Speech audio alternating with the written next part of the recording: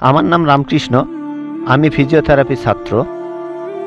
আমার প্রশ্ন হলো, আল্লাহর আদম হাওয়াকে সৃষ্টি করার কি প্রয়োজন ছিল, অথবা এই বিশ্ব জগৎ এগুলো সৃষ্টি করে কি উপকার পাবেন?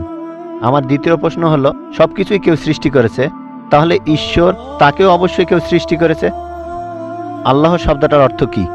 ভাই, তিনটা প্রশ্ন করেছেন। প্রথম প্রশ্নটা, আল্লাহ কেন আদম হাওয়াকে সৃষ্টি করলেন, এই সৃষ্টি করার কারণটা কি, বিশ্বজগৎ সৃষ্টির কারণ কি? আল্লাহ সৃষ্টি করেছেন আদম আর হাওয়াকে, তারা দুজনে শান্তিতে থাকুন, যাতে করে মানুষ যাতে আসতে পারে। তারা আমাদের সবার পূর্বপুরুষ।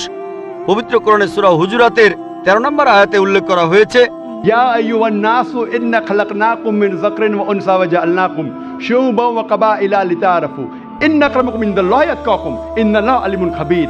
হে মানুষ জাতি, আমি তোমাদের সৃষ্টি করেছি এক পুরুষ ও এক নারী হতে, আর তোমাদের বিভক্ত করেছি বিভিন্ন জাতি আর গোত্রে, যেন তোমরা অন্যের সাথে পরিচিত হতে পারো। এই জন্য নয় যে অন্যকে ঘৃণা করবে।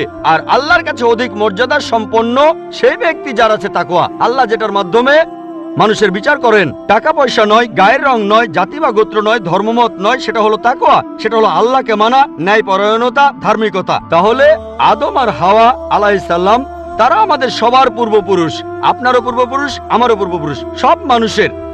সেজন্য আপনাকে ভাই বলে ডেকেছি। ভাই, সব মানুষ ভাই ভাই। আল্লাহ বলেছেন, ইয়া আইয়ুহান নাস, হে মানুষ জাতি। আর পবিত্র কোরআনে সূরা ইসরার 70 নম্বর আয়াতে উল্লেখ করা হয়েছে, ওয়া লাকাদ কাররামনা বানি আদামা। আল্লাহ তাআলা মর্যাদা দিয়েছেন সব আদম সন্তানকেই। হোক আপনি জন্ম নেন ইন্ডিয়ায়, আমেরিকায়, ইংল্যান্ডে, জন্মান কোনো হিন্দু পরিবারে বা মুসলিম পরিবারে বা খ্রিস্টান পরিবারে, আল্লাহ বলেছেন তিনি সব মানুষকে মর্যাদা দিয়েছেন। মানুষে জন্মালে আল্লাহ তাকে মর্যাদা দেবেন। সে হোক আপনার নাম জাকির, আব্দুল্লাহ, রামু, শঙ্কর, মানুষে জন্মালে আল্লাহ মর্যাদা দেবেন। আপনার প্রশ্নতে আসি, কেন আল্লাহ তাআলা মানুষ সৃষ্টি করলেন? আল্লাহ মানুষ সৃষ্টি করেছেন কারণ আল্লাহ বলেছেন মানুষ হলো আল্লাহ সৃষ্টির মধ্যে সেরা। আল্লাহ তাআলা অন্য যা কিছু সৃষ্টি করেছেন তা আল্লাহকে মানে। ফেরেশতা সৃষ্টি করেছেন, আল্লাহ যে আদেশই দেন ফেরেশতাগণ সে আদেশ পালন করেন, তাদের নিজস্ব ইচ্ছা নেই। মানুষ হলো আল্লাহ তাআলার এমন এক সৃষ্টি যার নিজের ইচ্ছা আছে। আমরা তার কথা মানতেও পারি, নাও মানতে পারি। তাই আল্লাহ আমাদের সৃষ্টি করেছেন, আমরা হলাম তার সৃষ্টির সেরা, আশরাফুল মাখলুকাত। তবে আমরা আল্লাহ তাআলার কথা মানতে পারি, নাও মানতে পারি। যদি আল্লাহর আদেশ মানেন তাহলে জান্নাতে যেতে পারবেন, তাহলে বেহেশতে যাবেন, স্বর্গে যেতে পারবেন। যদি আদেশ না মানেন তাহলে জাহান্নামে যাবেন, দোজখে যাবেন। তাহলে এই জীবনটা পরকালের জন্য পরীক্ষা। পবিত্র কোরআনে সূরা মুলকে 2 নম্বর আয়াতে উল্লেখ করা হয়েছে, আল্লাহ জি খালাকাল মাউতা ওয়া হায়াতা। আল্লাহ তাআলা সৃষ্টি করেছেন জীবন ও মৃত্যু তোমাদের পরীক্ষা করার জন্য। তাহলে এই জীবনটা হলো পরকালের জন্য পরীক্ষা। তাহলে আল্লাহ মানুষ সৃষ্টি করেছেন। আর আল্লাহ বলেছেন সূরা জারিয়াতের 56 নম্বর আয়াতে উল্লেখ করা হয়েছে, ওয়ামা খালাকতুল জিন্না ওয়াল ইনসা ইল্লা লিয়াবুদুন। আমি সৃষ্টি করেছি জিন ও মানুষকে যেন তারা আমার ইবাদত করে। তাই আমাদের উচিত আল্লাহ তাআলার আদেশ নিষেধগুলো মেনে চলা। তাহলে আমরা আল্লাহ সুবহানাহু ওয়া তাআলার অন্যরকম সৃষ্টি যার নিজস্ব ইচ্ছা আছে। আমরা আল্লাহ তাআলার আদেশ মানতে পারি, আবার নাও মানতে পারি। অন্যান্য সকল সৃষ্টি যেমন তারা, গাছ, পাহাড়, পবিত্র কোরআন বলছে তারা আল্লাহ তাআলাকে সেজদা করে, তার সামনে নতজানু হয়, আল্লাহকে মানে। আমাদের স্বাধীন ইচ্ছা আছে, আল্লাহ আমাদের এই স্বাধীন ইচ্ছা দিয়েছেন। এই স্বাধীন ইচ্ছা নিয়ে যদি আল্লাহকে মানেন আপনি তাহলে ফেরেশতাদের উপরে চলে যাবেন। আর যদি আল্লাহ তাআলাকে না মানেন তখন হবেন শয়তানের সহযোগী। আল্লাহ আমাদের সৃষ্টি করেছেন পরকালের পরীক্ষার জন্য। আপনার দ্বিতীয় প্রশ্নে আসি, সবকিছুর একটা স্রষ্টা আছে, আল্লাহকে বানিয়েছে কে? যদি কেউ বলে সবকিছুরই একটা স্রষ্টা আছে, কথাটা ঠিক নয়। সব সৃষ্ট জিনিসের স্রষ্টা আছে। আল্লাহ তাআলার সংজ্ঞা হচ্ছে তাকে কেউ সৃষ্টি করেনি। যখনই বলবেন কে আল্লাহকে বানিয়েছে, সে আল্লাহ নয়।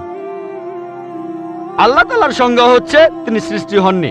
ধরেন এক লোক আপনাকে বলল যে ভাই, আমার বন্ধু জন, সে হাসপাতালে ভর্তি হয়েছে, সে একটা বাচ্চার জন্ম দিয়েছে।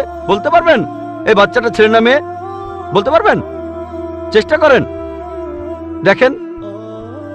পারবেন না কেন? ছেলে না মেয়ে? হ্যাঁ না। ধরেন ভাই জন, সে হাসপাতালে ভর্তি হয়েছে, সে একটা বাচ্চার জন্ম দিল। এই বাচ্চাটা ছেলে না মেয়ে? আপনি বলতে পারবেন? না না। 50% চান্স ছেলে না মেয়ে। লোকজন সবাই হাসছে কেন? বলতে পারবেন? পারবেন না কেন?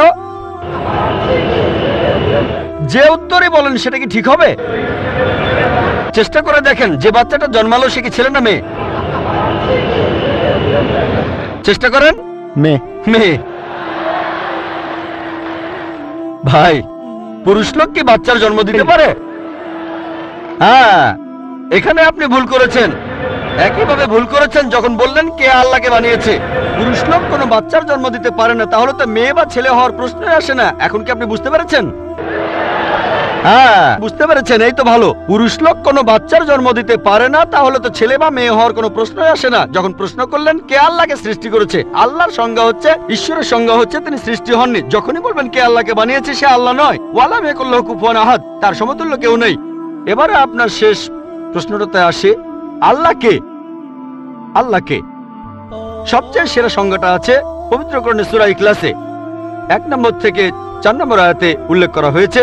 এখানে বলা হয়েছে যে কুল হুয়াল্লাহু আহাদ, বলো তিনি আল্লাহ এক অদ্বিতীয়, আল্লাহুস সামাদ, তিনি অবিনশ্বর চিরস্থায়ী, লাম ইয়ালিদ ওয়া লাম ইউলাদ, তিনি জন্ম নেননি, কাউকে জন্ম দেননি, ওয়া লাম ইয়াকুল্লাহু কুফুয়ান আহাদ, তার সমতুল্য কেউ নেই। এই হলো 4 লাইনের সংজ্ঞা আল্লাহ সুবহানাহু ওয়া তাআলার।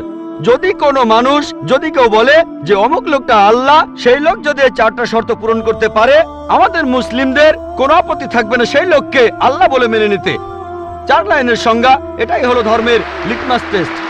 আল্লাহ তাআলার সংজ্ঞা প্রথমটা হলো কুল হুয়াল্লাহু আহাদ, বলো তিনি আল্লাহ এক অদ্বিতীয়, আল্লাহুস সামাদ, আল্লাহ বিনশ্বর চিরস্থায়ী, লাম ইয়ালিদ ওয়া লাম ইউলাদ, তিনি জন্ম নেননি, কাউকে জন্ম দেননি, ওয়া লাম ইয়াকুল্লাহু কুফুয়ান আহাদ, তার সমতুল্য কেউ নেই। যদি হিন্দু ধর্মগ্রন্থগুলো পড়েন, সেখানেও একই রকম কথা বলা হয়েছে, কুল হুয়াল্লাহু আহাদ।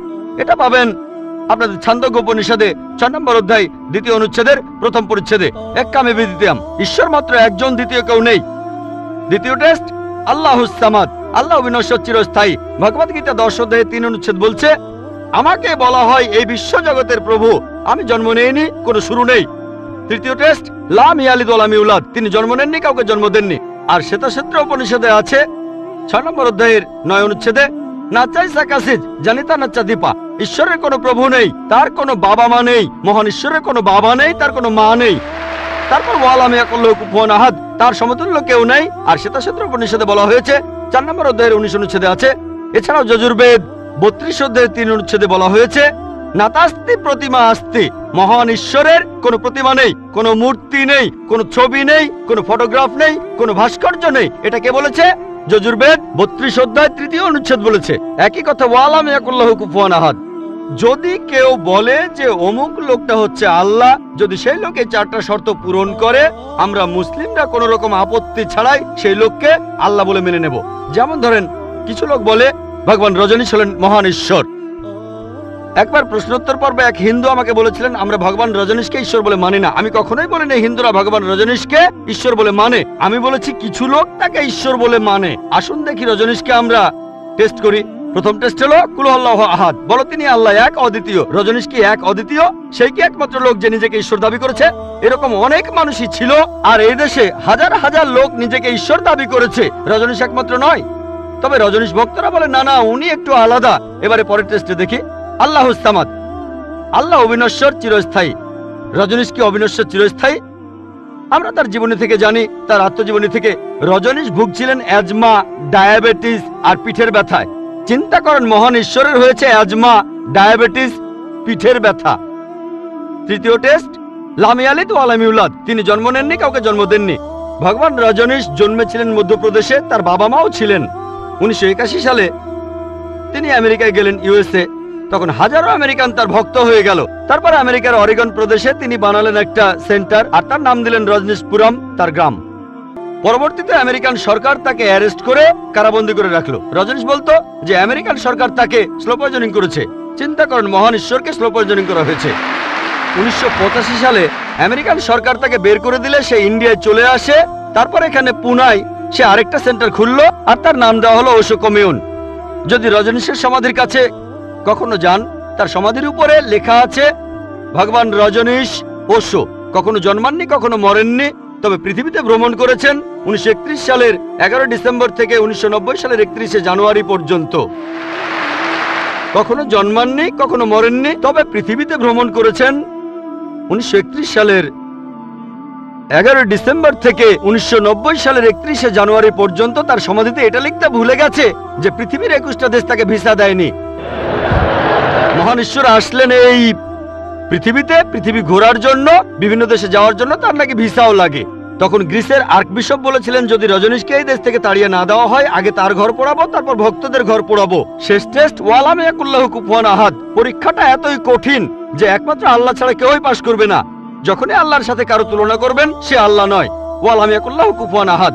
এখন ভগবান রজনীশ অন্য অনেক মানুষের মতো মুখে দাড়ি ছিল, একটা নাক, দুটো চোখ, দুটো কান, দুটো হাত। যখন আল্লাহর সাথে পৃথিবীর কোনো কিছুর তুলনা করবেন, সে আল্লাহ নয়। ওয়ালাম ইয়াকুল্লাহু কুফুয়ান আহাদ। যদি কেউ বলে যে আল্লাহ তাআলা 1000 গুণ বেশি শক্তিশালী, আপনারা কি শোয়ার্জনেগারের নাম শুনেছেন? এই লোকের নাম কখনো শুনেছেন? কখনো শুনেছেন তার নাম?